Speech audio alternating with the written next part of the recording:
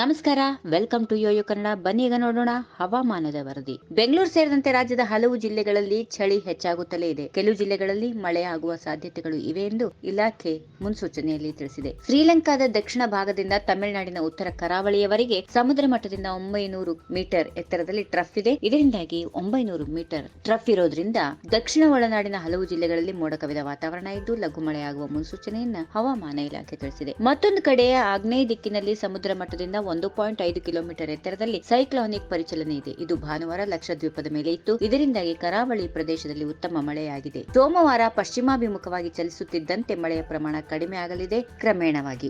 ಇನ್ನು ಮಂಗಳವಾರ ಕೆಲವು ಬಾರಿ ಮಳೆಯ ನಂತರ 5 ದಿನಗಳವರೆಗೆ ಶುಷ್ಕ ವಾತಾವರಣ ಇರುತ್ತದೆ ಎಂದು ಹವಾಮಾನ ಇಲಾಖೆ ಮುನ್ಸೂಚನೆಯಲ್ಲಿ ತಿಳಿಸಿದೆ. ಗಂಗಾ ನದಿಯ ಪಶ್ಚಿಮ ಬಂಗಾಳ, ಉತ್ತರ ಒಡಿಶಾ ಮತ್ತು ಜಾರ್ಖಂಡ್ನ ಕೆಲವು ಭಾಗಗಳಲ್ಲಿ ಹಗುರದಿಂದ ಸಾಧಾರಣ ಮಳೆಯಾಗುವ ಸಾಧ್ಯತೆಗಳಿವೆ. ಸಿಕ್ಕಿಂ, ಅಸ್ಸಾಂ, ಅರುಣಾಚಲ ಪ್ರದೇಶ, ದಕ್ಷಿಣ ತಮಿಳುನಾಡು, ಕರ್ನಾಟಕ, ಕೇರಳ, ಲಕ್ಷದ್ವೀಪ್ ಮತ್ತು ಅಂಡಮಾನ್ ನಿಕೋಬಾರ್ ದ್ವೀಪಗಳಲ್ಲಿ ಲಘು ಮಳೆಯಾಗುವ ಸಾಧ್ಯತೆಗಳಿವೆ.